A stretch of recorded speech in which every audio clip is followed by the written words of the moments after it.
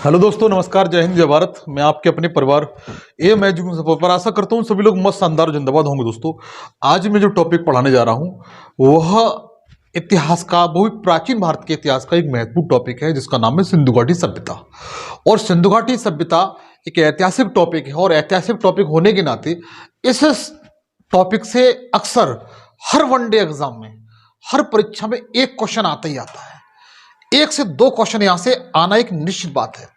अतः इस सेशन में मैं आपको एमसीक्यू और थ्योरी दोनों टाइप से बताऊंगा और इसमें ज़्यादा अधिक क्वेश्चन नहीं है, लेकिन कम क्वेश्चन है, लेकिन आप थ्योरी उसमें बहुत है। और ये छोटा सेशन जरूर होगा, लेकिन आपको ये सेशन 1 से 2 नंबर पक्का दिला के जाएगा। सेशन को बगैर स्किप किए पूरा देखिए, कंप्लीट देखिए, और सेशन अच्छा लगे तो दोस्तों के साथ शेयर करिए, लाइक करिए। सेशन पर नए हैं तो प्लीज़ गुजारिश है इस चैनल को सब्सक्राइब कर लीजिए, बेल आइकन पर क्लिक करके ऑल पे सेलेक्ट कर लीजिए ताकि मैं ऐसी प्रकार की वीडियो आप तक सबसे पहले पहुंचते रहें। तो आइए सबसे पहले हम अध्ययन करते हैं। पहला क्वेश्चन देखते हैं। देखिए, क्वेश्चन ये है कि सिंधु घाटी सभ्यता है, सिंधु घाटी सभ्यता संबंधित है। सिंधु घाटी जो सभ्यता थी वो किससे संबंधित है?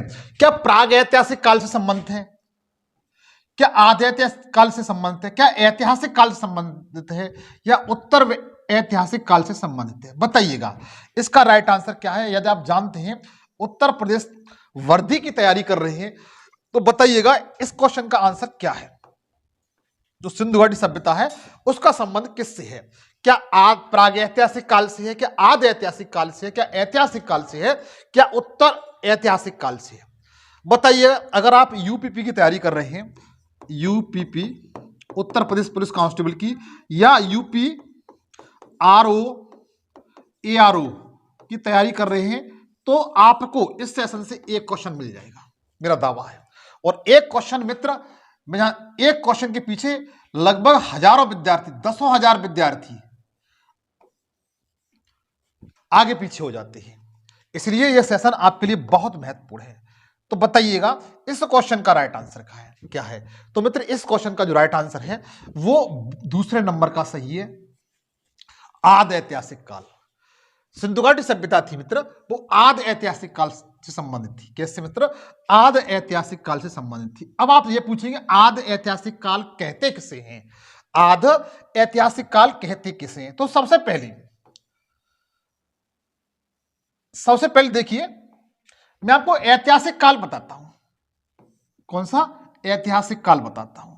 ऐतिहासिक काल किसे कहते हैं?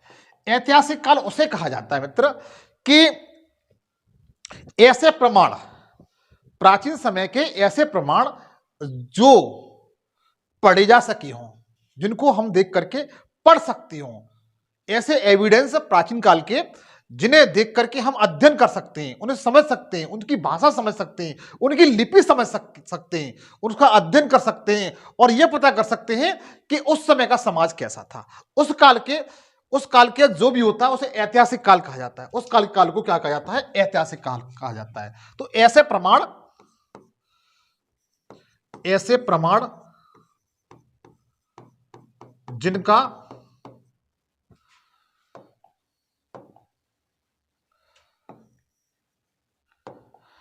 जिन्हें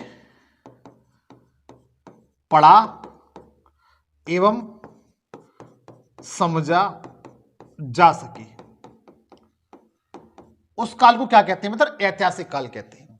आशा करता हूं यह बात समझ में आ चुकी होगी। और उसके बाद देखिएगा, ऐतिहासिक काल तो आप समझ गए। अगर आपसे पूछा था आधे ऐतिहासिक काल किसे कहते हैं, आधे ऐतिहासिक काल किसे कहते हैं, जो सिंधु घाटी सभ्यता में थी, क्योंकि सिंधु घाटी सभ्यता का संबंध आधे ऐतिहासिक काल से है। तो जो सिंधु घाटी सभ्यता थी वो आधे ऐतिहासिक काल से संबंधित थी। आधे ऐतिहासिक काल उस काल को कहा जाता है मित्र उस समय के ऐसे एविडेंस, ऐसे प्रमाण या ऐसी लिखी हुई कुछ कलाकृतियां जिन्हें पढ़ा नहीं जा सकी, उनको समझा नहीं जा सकी। हालांकि लिखे हुए प्रमाण तो हैं लेकिन अभी तक उन्हें पढ़ा नहीं गया। तो ऐसे काल को हम क्या कहते हैं? आधे ऐतिहासिक काल कहते हैं। क्या कहते हैं? आदि ऐतिहासिक काल कहते हैं। तो इसमें आप लिख सकते हैं कि आदि ऐतिहासिक काल उस काल को कहा जाता है कि उस काल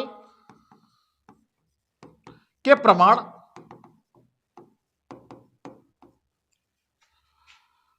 लिखित में हैं। कैसे में है? लिखित में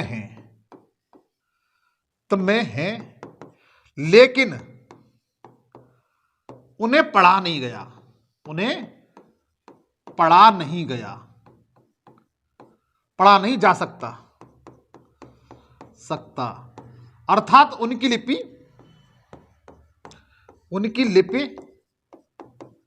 अभी तक पढ़ी नहीं गई हो। तो ऐसे काल को हम लोग क्या कहते हैं? आदि ऐतिहासिक काल कहते हैं। क्या कहते हैं मित्र? आदि ऐतिहासिक काल कहते हैं। आशा करता हूं ये बात समझ में आ चुकी होंगी।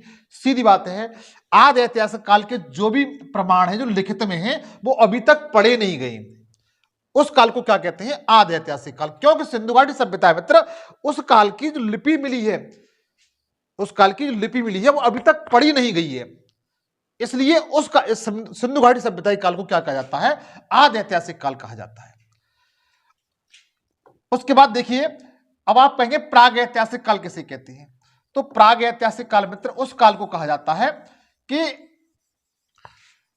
इस काल में कोई भी लिखित प्रमाण न मिला हो। कैसा? लिखित प्रमाण नहीं मिला हो, केवल पाषाण मतलब पत्थरों का अध्ययन कर उस काल का पता लगाया जा सके। तो ऐसे काल को क्या कहा जाता है? मतलब प्राग ऐतिहासिक काल कहा जाता है। जैसे पुरा पहाड़ काल है, नव पहाड़ काल है, आदि मतलब मध्य पहाड़ काल है। तो ऐसे काल को क्या कहा जाता है मित्र? तो ऐसे काल को प्राग ऐतिहासिक काल कहा जाता है। लेकिन हमारा जो क्वेश्चन है मित्र वो किस संबंधित है? सिंधु घाटी सभ्यता से है। सिंधु घाटी सभ्यता भी कैसी सभ्यता थी? तो आदि ऐतिहासिक काल से वो संबंधित थी। आशा करता हूं ये प्रश्न आपके बिल्कुल समझ में आ चुका होगा। उसके बाद आगे चले मित्र, आगे क्वेश्चन दिया हुआ है कि हड़प्पा स्थल जो सिंधु घाटी सभ्यता थी, या उसे हड़प्पा सभ्यता के नाम से भी जानते हैं, जो हड़प्पा स्थल की खोज किसने की थी? क्वेश्चन दिया हुआ है, जो हड़प्पा स्थल था उसकी खोज किसने की थी? ऑप्शन है आपके सामने, राखालदास बनर्जी, दयाराम साहनी, जॉन मार्शल और मजूमदार। 4 ऑप्शन दिए हुए, आप बताइए इसका राइट आंसर क्या हो सकता है? जो हड़प्पा स्थल था उसकी खोज किसने की थी? एक बात बताएं, सिंधु घाटी सभ्यता में सबसे पहला खोजा गया स्थल आपका हड़प्पा स्थल था। कौन सा? हड़प्पा स्थल था। इसलिए सिंधु घाटी सभ्यता का नाम क्या पड़ा? हड़प्पा सभ्यता के नाम से भी जाना जाता है। सिंधु घाटी सभ्यता इसलिए कहा जाता है क्योंकि इसके जो हड़प्पा सभ्यता के जो भी एविडेंस, जो भी नगर थे वो अधिकांश सिंधु नदी के तट किनारे पर मिले थे। सिंधु नदी का जो क्षेत्र था उधर मिले हुए थे। इस कारण इस सभ्यता को सिंधु नदी घाटी सभ्यता भी कहा जाता है। लेकिन क्वेश्चन दिया हुआ है हड़प्पा स्थल की खोज किसने की थी? तो इसका जो राइट आंसर है दयाराम साहनी ने की थी। किसने मित्र? दयाराम साहनी ने की थी। हुआ यूं था कि 1921 में, कब मित्र? 1921 में दयाराम साहनी ने, किसने मित्र? दयाराम साहनी ने। यदि मित्र आप परेशान न हो, जितने भी स्थल हैं सिंधु घाटी सभ्यता के जो एग्जाम में आते हैं उनकी खोज किसने की है और वह स्थल किस राज्य में है, किस नदी के तट पर है, वो आपको इसी सेशन में देखने के लिए मिल जाएगा। आप चिंता मत करें, वो आपको लास्ट में आपको सारे ये पॉइंट क्लियर करा दूंगा मैं। हुआ ये, दयाराम साहनी ने 1921 में हड़प्पा स्थल की खोज की थी। किसकी मित्र? हड़प्पा स्थल की खोज की थी। अच्छा, कभी कभी एक क्वेश्चन ये भी आ जाता है, यह सिंधु घाटी सभ्यता का खोया गया पहला स्थल था। पहला पॉइंट आप लिख सकते हैं इसमें अगर लिखना चाहें, यह सिंधु घाटी सभ्यता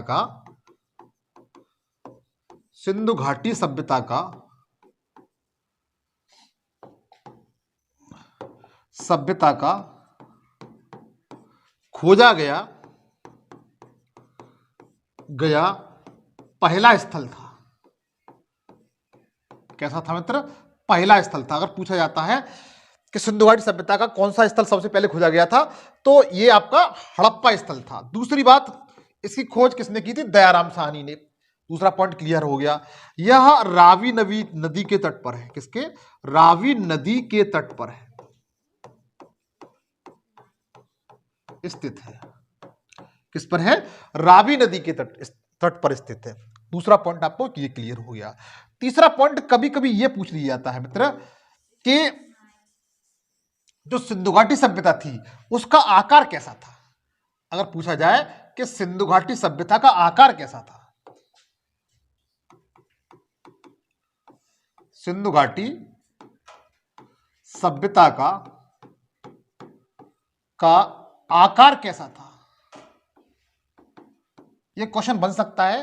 तो आपका क्वेश्चन गलत ना हो, तो इसके लिए देखिए, सबसे पहले मैं आपको बता दूं कि सिंधु घाटी सभ्यता के आपके 4 स्थलों का पता देखना पड़ेगा, क्योंकि सिंधु घाटी सभ्यता के 4 स्थल थे, वो इस तरीके से थे। इसकी आकृति इस तरीके से थी। थोड़ा बताऊंगा। सिंधु घाटी सभ्यता का सबसे जो पूर्वी स्थल था, कौन सा मित्र? पूर्वी इधर होगा ना, पूर्वी स्थल था मित्र, उसका नाम था आलमगीरपुर। आलमगीरपुर था।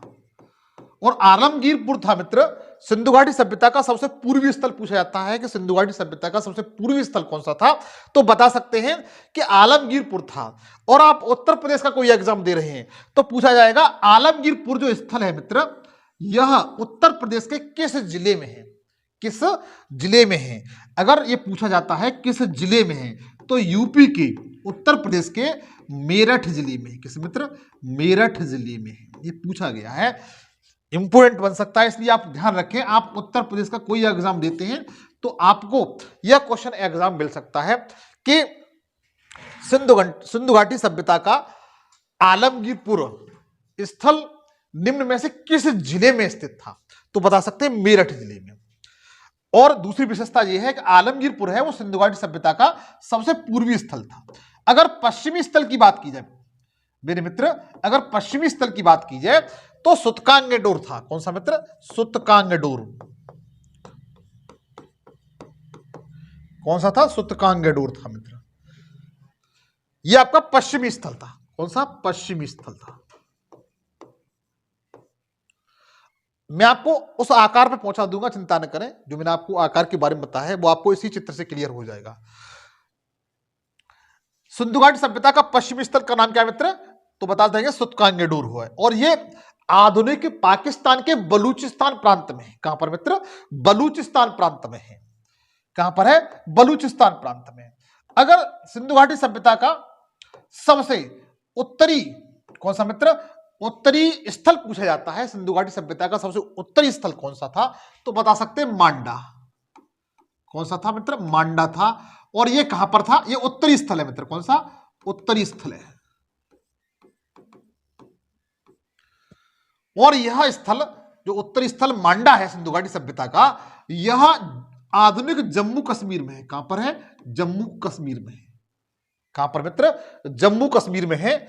और यह चिनाब नदी के तट पर था। किस पर मित्र? चिनाब नदी के तट पर था।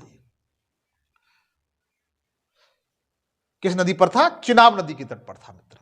अगर ये तो आपका उत्तरी स्थल हो गया। अगर दक्षिणी स्थल की बात की जाए तो दक्षिणी स्थल मित्र दैमाबाद था। कौन सा था? दैमाबाद। उत्तरी स्थल, दक्षिणी स्थल मित्र कौन सा है? ये आपका दक्षिणी स्थल है। दक्षिणी स्थल मित्र कौन सा है? दैमाबाद। और दैमाबाद आधुनिक महाराष्ट्र में। कहां पर मित्र? आधुनिक महाराष्ट्र में। कहां पर मित्र? आधुनिक महाराष्ट्र में। और प्रवरा नदी, जो गोदावरी नदी की सहायक नदी है, किसकी मित्र? गोदावरी नदी की सहायक नदी है प्रवरा नदी, उसके तट पर था। किस पर? प्रवरा नदी के तट पर। एक एक क्वेश्चन मित्र महत्वपूर्ण है। ये क्वेश्चन बनते हैं परीक्षा में, यह प्रश्न बनते हैं परीक्षा में, इसलिए यह प्रश्न अति महत्वपूर्ण है। अब आपसे मैंने क्वेश्चन पूछा था, इसका आकार कैसा था? इसका जो आकार है वो किस प्रकार का है। तो देखिएगा, सबसे पहले मैं आपको बता दूं, अगर आकार की बात करें, आकार की यदि बात करें तो जो आपकी सिंधु घाटी सभ्यता का आकार जो था वो अगर पूर्व से पश्चिम में अगर लंबाई मापते हैं तो लगभग 1600 किलोमीटर थी। कितनी? 1600 किलोमीटर के मध्य फैली हुई थी। और उत्तर से दक्षिण इसकी जो लंबाई थी वो लगभग 1400 किलोमीटर थी। कितनी मित्र? 1400 किलोमीटर थी। कितनी थी? 1400 किलोमीटर थी। पूर्व से पश्चिम लंबाई 1600 किलोमीटर थी जो भारत और पाकिस्तान में फैली हुई थी, और उत्तर से दक्षिण इसकी लंबाई थी वो लगभग 1400 किलोमीटर थी। यह इसका जो आकार जो बनता है मित्र वो इस टाइप से बनता है, इस टाइप से इसका आकार बनता है, इस तरीके से। तो कह सकते हैं कि सिंधु घाटी सभ्यता का जो आकार था वो लगभग त्रिभुजाकार था। कैसा था? त्रिभुजाकार था। कैसा आकार था? त्रिभुजाकार था। सिंधु घाटी सभ्यता का अगर पूछा जाता है आकार तो लगभग त्रिभुजाकार था। इस तरह से इसकी आकृति है। तो कभी कभी क्वेश्चन आ जाता है तो आप इस तरह बता ले जाएंगे इसका आकार कैसा था? त्रिभुजाकार था। उसका मतलब अगले क्वेश्चन की ओर चलते हैं। सिंधु सभ्यता कौन सा स्थल उत्तर प्रदेश में स्थित है? तो बताइए, सिंधु सभ्यता का जो स्थल है वो कौन सा स्थल है? उत्तर प्रदेश में है। क्या दैमाबाद है, सुतकांगेडोर है, मांडा है या आलमगीरपुर है? तो मित्र मैंने जस्ट आपको बताया था कि उत्तर प्रदेश में इसका केवल एक ही स्थल है। उत्तर प्रदेश में सिंधु घाटी सभ्यता का सबसे पूर्वी स्थल है जिसका नाम क्या है? आलमगीरपुर। कौन सा मित्र? आलमगीरपुर। और यह मेरठ जिले में, कैसे मित्र? मेरठ जिले में है। यह सबसे पूर्वी स्थल है मित्र। कौन सा पूर्वी स्थल है? यह मैंने उत्तरी स्थल बताया था, मांडा जो जम्मू कश्मीर में है। यह सबसे पश्चिमी स्थल बताया था मैंने, जो आधुनिक बलूचिस्तान में है पाकिस्तान के। यह सबसे दक्षिणी स्थल बताया था मैंने, जो दैमाबाद है सबसे दक्षिणी स्थल बताया था, जो महाराष्ट्र में प्रवरा नदी के तट पर है। तो इस क्वेश्चन का आंसर मित्र कौन सा है? डी सही, चौथा सही है। आगे देखें, सिंधु सभ्यता में कौन सा स्थल सिंधु घाटी सभ्यता में क्वेश्चन पूछा गया है, सिंधु सभ्यता के कौन से स्थल से बंदरगाह प्राप्त हुआ है? क्या मित्र? बंदरगाह। इसे गोदीबाड़ा भी बोलते हैं मित्र। क्या बोलते हैं? गोदीबाड़ा में लिखा जाए क्या? गोदीबाड़ा लिखा जाए या बंदरगाह लिखा आ जाए, बात एक ही है। तो वो स्थल कौन सा है? क्या लोथल है, क्या सुतकांगेडोर है, क्या मांडा है या आलमगीरपुर है? तो इसका राइट आंसर मित्र कौन सा है? लोथल। लोथल सिंधु घाटी सभ्यता का एक ऐसा स्थल था जहां बंदरगाह था। क्या था मित्र? बंदरगाह था। यह आधुनिक गुजरात प्रांत में है। कहां पर? गुजरात प्रांत में है। ये कहां पर है मित्र? गुजरात में है। गुजरात में, वो भी भोगवा नदी के तट पर। किस पर? भोगवा नदी के तट पर है। एस.आर. राव द्वारा इसकी खोज की गई थी। किसके द्वारा? एस.आर. राव के द्वारा इसकी खोज की गई थी। तो लोथल बंदरगाह, लोथल से गोदीबाड़ा या बंदरगाह मिला है। तो ये समझ में आ चुका होगा। ये इंपॉर्टेंट क्वेश्चन है मित्र। इसमें मैंने 10 क्वेश्चन शामिल किए हैं। 10 क्वेश्चन बहुत इंपॉर्टेंट है मित्र। 10 क्वेश्चन से आपके 50 क्वेश्चन तैयार हो जाएंगे। आगे देखिए, सिंधु घाटी सभ्यता के किस स्थल से जुते हुए खेत के साक्ष्य प्राप्त होते हुए? किसके मित्र? जुते हुए खेत के साक्ष्य प्राप्त हुए। इंपॉर्टेंट क्वेश्चन है मित्र। क्या लोथल से मिले हैं, सुतकांगेडोर से मिले हैं, मांडा से मिले हैं या आलमगीरपुर से मिले हैं? तो बताइए किस स्थल से जुते हुए खेत के साक्ष्य मिले हैं? तो मित्र इसका जो राइट आंसर है वह कालीबंगा है। कौन सा मित्र? कालीबंगा है। कालीबंगा से सिंधु घाटी सभ्यता में जुते हुए खेत के साक्ष्य मिले हैं। कैसे? जैसे ये खेत है, इस टाइप से, इसके इस तरीके से जुते हुए खेत के साक्ष्य मिले, और इस तरीके से, दोनों टाइप से, और कुछ जगह इस तरीके से खेत के जुते हुए साक्ष्य मिले। मतलब ये सब कहां से मिले हैं? तो बता सकते हैं कि कालीबंगा से मिले हैं। इसमें जो इस तरीके से था, इसमें जौ और गेहूं जौ और गेहूं की बुआई होती थी। और इस तरीके से जो आड़े तरीके से मिले हुए हैं, इस तरीके से आड़ू तिरछे, इसमें सरसों होती थी। क्या होती थी? सरसों। तो जुते हुए खेत के साथ जो मिले हैं मित्र, वो आपके कालीबंगा से मिले। कालीबंगा मित्र आधुनिक राजस्थान में है। कहां पर? राजस्थान के हनुमानगढ़ जिले में है। कहां पर मित्र? हनुमानगढ़ जिले में है। तो पूछा जाता है कालीबंगा सिंधु घाटी सभ्यता का जो स्थल है वो आधुनिक किस राज्य में है? तो बता सकते हैं राजस्थान राज्य में है। जैसे आलमगीरपुर कहां पर था? तो मैंने बताया था उत्तर प्रदेश के मेरठ में था। कालीबंगा कहां पर है? राजस्थान के हनुमानगढ़ जिले में स्थित है। और आलमगीरपुर कहां बताया था मैंने? मेरठ में बताया था। लोथल कहां बताया मैंने? लोथल आपको गुजरात में बताया था, भोगवा नदी के तट पर। और ये कालीबंगा था मित्र, ये घग्गर नदी के तट पर था। कौन सा? घग्गर नदी के तट पर। हालांकि नदियों के बारे में बताऊंगा, आप चिंता न करें, प्रत्येक बारे में अच्छी से डिफाइन करूंगा। आगे देखिए, सिंधु सभ्यता के किस स्थल से पशुपति शिव की मूर्ति प्राप्त हुई है? किसकी मित्र? पशुपति शिव की। भगवान पशुपति, जिन्हें हम शिव शंकर के नाम से जानते हैं, पशुपति शिव की मूर्ति प्राप्त हुई है। मतलब यह है एक प्रतिमा प्राप्त हुई है जिसमें एक व्यक्ति मुद्रा की अवस्था में बैठा हुआ है, जैसे पशुपति शिव की मूर्ति कहा जाता है। क्या कहा जाता है? पशुपति शिव की मूर्ति कहा जाता है। अर्थात सिंधु घाटी सभ्यता का कौन सा स्थल है जहां से पशुपति शिव के एविडेंस बच्चों मिले हैं? तो ऑप्शन आपके सामने दिए हुए लोथल, मोहनजोदड़ो, मांडा, हड़प्पा। इसका जो राइट आंसर है मित्र वो मोहनजोदड़ो है। कौन सा मित्र? मोहनजोदड़ो है। अच्छा, एक बात बताएं आपको, सिंधु घाटी सभ्यता का क्षेत्रफल की दृष्टि से सबसे बड़ा जो स्थल है मित्र वह मोहनजोदड़ो है। कौन सा? मोहनजोदड़ो है। सिंधु घाटी सभ्यता का सबसे बड़ा स्थल जो सिंधु नदी के तट पर था। किस पर मित्र? सिंधु नदी के तट पर। जो मोहनजोदड़ो है वो सिंधु नदी के तट पर था मित्र, जहां से पशुपति शिव की मूर्ति प्राप्त हुई है। और यह सिंधु घाटी सभ्यता का सबसे क्षेत्रफल की दृष्टि से सबसे बड़ा स्थल था, सबसे बड़ा स्थल है। और इसकी खोज राखालदास बनर्जी ने। किसने मित्र? राखालदास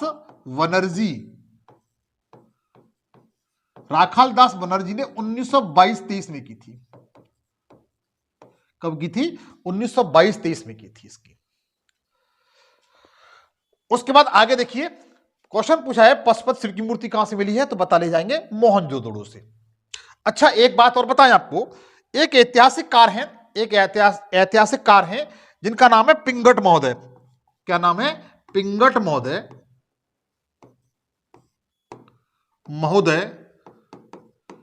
इन्होंने मोहनजोदड़ो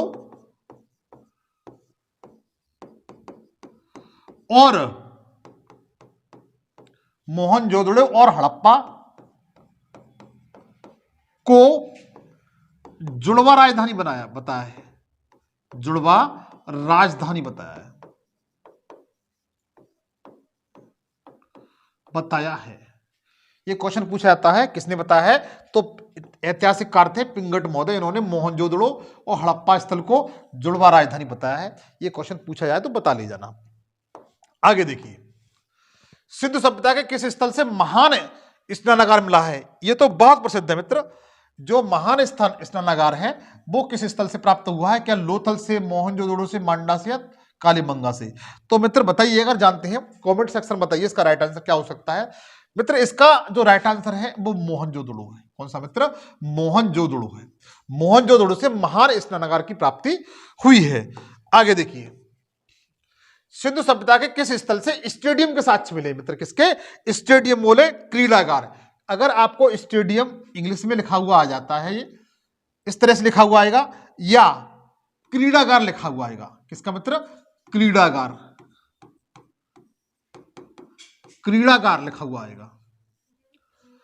पूछा जाता है कि सिंधु घाटी सभ्यता में ऐसा कौन सा स्थल था जहां से स्टेडियम या क्रीड़ागार के साक्ष्य मिले हैं, खेलने के मैदान के, जहां पर लोग बैठकर खेल प्रतियोगिता कराते हो।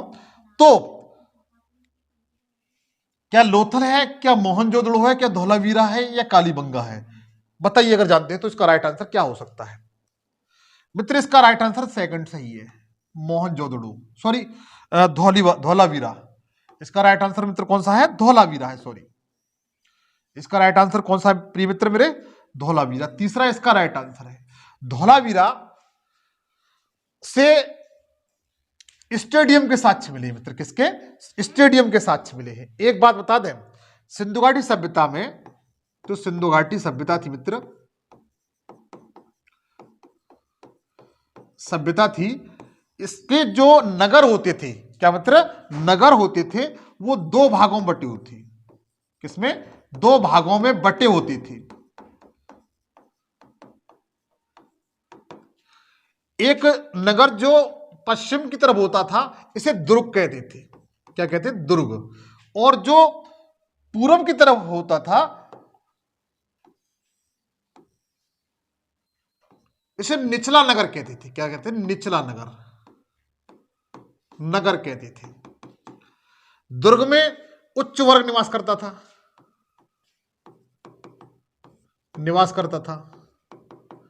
और निचला नगर था जो पूर्व की तरफ था मित्र, इसमें निम्न वर्ग निवास करता था। निम्न वर्ग निवास करता था। हुआ ऐसा कि सिंधु घाटी सभ्यता में जो नगर होते थे वे दो भागों में बटे होते थे, इस तरीके से। लेकिन जो धोलावीरा स्थल है मित्र, कौन सा? धोलावीरा स्थल है, यह तीन भागों में बटा हुआ है। कितने भागों में? तीन भागों में। सबसे पहले दुर्ग, ये दुर्ग हो गया, ये मध्य भाग हो गया, और ये फिर निचला नगर हो गया। इस तरीके से जो धोलावीरा है वो तीन भागों में बटा हुआ है। कितने भागों में? तीन भागों में बटा हुआ है। इसके तीन स्थल हैं इसके, जबकि शेष अन्य के दो स्थल हैं। क्वेश्चन पूछा जाए सिंधु घाटी सभ्यता का ऐसा कौन सा स्थल था जो तीन भागों में बटा हुआ है, तो धोलावीरा, जहां से स्टेडियम या क्रीडागार के साक्ष्य मिले। एक बात और बताऊंगा, जो धोलावीरा स्थल है मित्र, इस धोलावीरा से साइन बोर्ड प्राप्त हुआ है। साइन बोर्ड जानते हैं आप? साइन बोर्ड जैसे एक इस प्रकार की पट्टी होती है, इस पर कुछ चित्र अंकित होते हैं, इस तरीके से। ठीक है, इस तरीके से कुछ चित्र अंकित होते हैं, इसे कहते हैं साइन बोर्ड। तो अगर पूछा जाता है साइन बोर्ड के साक्ष्य कहां से मिले हैं, तो धोलावीरा से। स्टेडियम के साक्ष्य कहां से मिले हैं, तो बता सकते हैं धोलावीरा से। ऐसा कौन सा स्थल था जो तीन भागों में बटा हुआ था, तो धोलावीरा था। और धोलावीरा मित्र यह गुजरात प्रांत में था। किस प्रांत में? आधुनिक गुजरात राज्य में है। कहां पर है? आधुनिक गुजरात राज्य में स्थित था। चाहो तो इसका आप स्क्रीनशॉट ले सकते हैं। आगे देखिए, सिंधु सभ्यता क्षेत्रफल की दृष्टि से सबसे बड़ा स्थल कौन सा था? देखिए मित्र, मैंने आपको बताया क्षेत्रफल की दृष्टि से सबसे बड़ा जो स्थल था वो मोहनजोदड़ो था। कौन सा था? मोहनजोदड़ो। सिंधु घाटी सभ्यता का सबसे बड़ा क्षेत्रफल की दृष्टि से जो स्थल था वो मोहनजोदड़ो था। अगर मित्र भारत की बात की जाए, अगर भारत की बात की जाए, हाँ, अगर मित्र भारत की बात की जाए, अगर भारत की बात की जाए कि भारत में सबसे बड़ा कौन सा था, क्योंकि आपको पता है जो सिंधु घाटी सभ्यता है मित्र, यह भारत और पाकिस्तान दो देशों में विभाजित है, दो देशों में बटी हुई, फैली हुई थी, दो देशों में फैली हुई थी। अगर भारत की बात की जाए कि भारत में सिंधु घाटी सभ्यता का सबसे बड़ा स्थल कौन सा है, तो बता सकते हैं राखीगढ़ी। कौन सा मित्र? राखीगढ़ी, जो हरियाणा राज्य में है। कहां पर मित्र? हरियाणा राज्य में है। कहां पर है? हरियाणा राज्य में। सिंधु घाटी सभ्यता का क्षेत्रफल की दृष्टि से सबसे बड़ा स्थल, क्षेत्रफल की दृष्टि से सबसे बड़ा स्थल है। अगर दूसरा बात की जाए, दूसरा सबसे बड़ा कौन है, तो धोलावीरा है मित्र।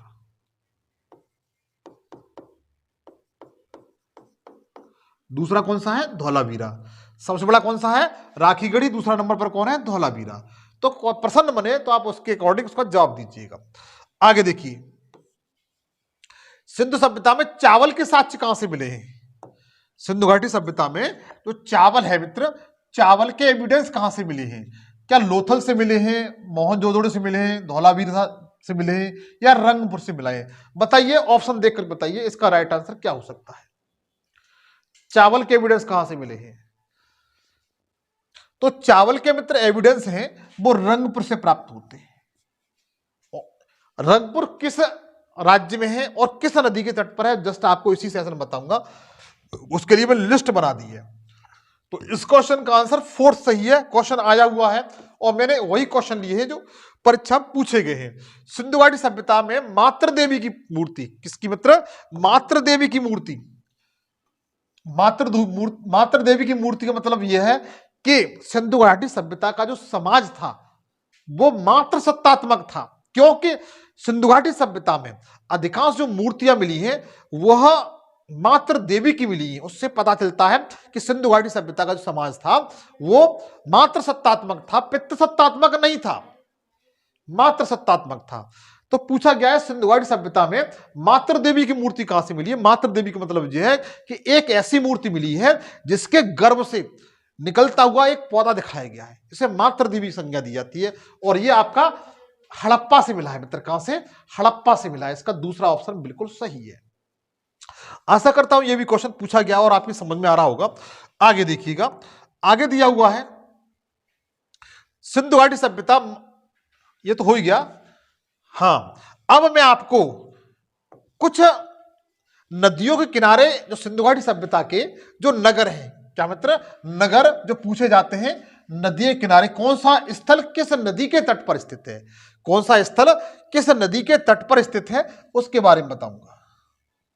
कौन सा जो स्थल है वो किस नदी के तट पर है उसे जरा देख लीजिए, यहां से क्वेश्चन बन सकता है।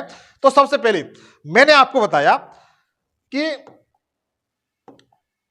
जो हड़प्पा स्थल था सिंधु घाटी सभ्यता का, सबसे पहला जो हड़प्पा स्थल था वो किस नदी पर है मित्र? तो वो रावी नदी के तट पर है। किस नदी पर है? आप लिस्ट बना लें मेरी तरह से, जैसे मैंने बनाई है उसी तरीके से। हड़प्पा स्थल किस नदी पर था? रावी नदी के तट पर था। मोहनजोदड़ो जो स्थल है वो किस नदी के तट पर था?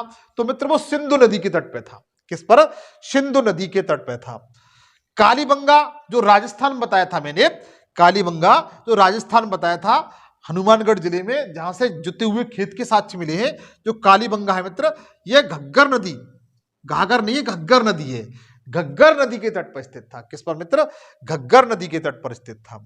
उसके बाद लोथल है, लोथल मैंने बताया था गुजरात में है, जहां से गोदीवाड़ा मिला है।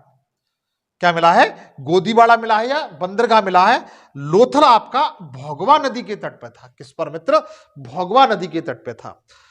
और उसके बाद रोपड़, लोथल के बाद क्या? रोपड़ मित्र।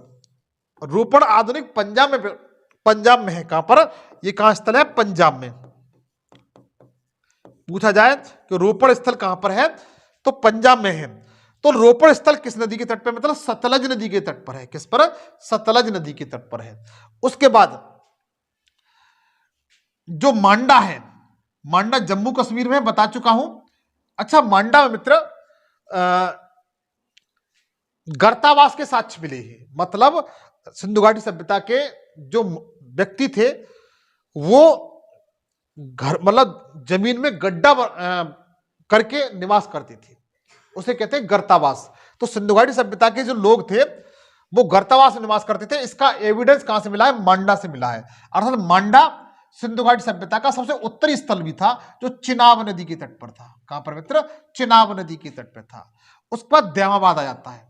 देवाबाद सिंधु सभ्यता का सबसे दक्षिणी स्थल था, जो प्रवरा नदी के तट पे था, महाराष्ट्र में स्थित था। ये मोस्टली प्रवरा नदी के तट पे, किस मित्र? प्रवरा नदी के तट पे है। उसके बाद आलमगीरपुर के बारे में बता चुका हूं कि यह आधुनिक उत्तर प्रदेश के मेरठ जिले में था और यह हिंडन नदी के तट पे मित्र। कहां पर? हिंडन नदी के तट पे है। उसके बाद सबसे पूर्वी स्थल है ये। उसके बाद सुतकांगेडोर है। सुतकांगेडोर पाकिस्तान के आधुनिक बलूचिस्तान में स्थित है ये, और इसका ये मोस्टली दास्क नदी है। दास नदी मित्र, दास्क नदी है ये, दास्क नदी, सही कर लीजिए आप, दास्क नदी के तट पर स्थित था। उसके बाद है भगवानपुर। भगवानपुर मोस्टली मित्र ये सरस्वती नदी के तट पे था। किस पे मित्र? सरस्वती नदी के तट पे था। तो एक बार फिर रिवीजन कर लेते हैं हम लोग। हड़प्पा स्थल आपका रावी नदी के तट पर स्थित था। मोहनजोदड़ो सिंधु नदी के तट पर था। कालीबंगा मित्र यह घग्गर नदी के तट पर स्थित था। लोथल मित्र भोगवा नदी के तट पर स्थित था। पांचवा आपका रोपड़ है मित्र, रोपड़ आपका सतलज नदी के तट पे था।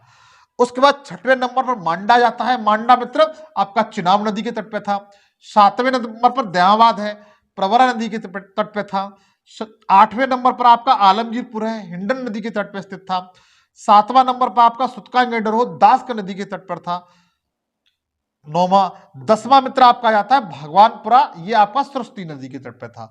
यदि आप इन 10 को याद कर लेंगे तो मुझे विश्वास है ये स्लाइड आपके लिए बहुत महत्वपूर्ण है, इंपोर्टेंट है। यहां से आपको क्वेश्चन आने की प्रबल संभावना रहेगी। चाहो तो आप इसका स्क्रीनशॉट ले सकते हैं। उसके बाद आगे देखिएगा। हाँ, मैं इसमें स्थल एवं खोजकर्ता के बारे में बताऊंगा। कौन सा स्थल किस व्यक्ति ने खोजा है, उसका नाम क्या है। तो सबसे पहले देखिएगा, जो हड़प्पा स्थल था इसकी खोज दयाराम साहनी ने की थी। कब की थी? 1921 में। जो हड़प्पा स्थल था इसकी खोज किसने की थी? दयाराम साहनी ने। कब की थी? 1921 में। मोहनजोदड़ो इसकी खोज किसने की थी? राखालदास बनर्जी ने मित्र। किसने? राखालदास बनर्जी ने 1922 में की थी। कब की थी? 1922 में। चन्हूदड़ो इसकी खोज AN जी मजूमदार ने की थी। जो चन्हूदड़ो है मित्र इसकी खोज NG मजूमदार ने की थी। AN है मित्र, NG मजूमदार ने की थी 1935 में। उसका राखी गढ़ी है, क्या मित्र? राखी गढ़ी है।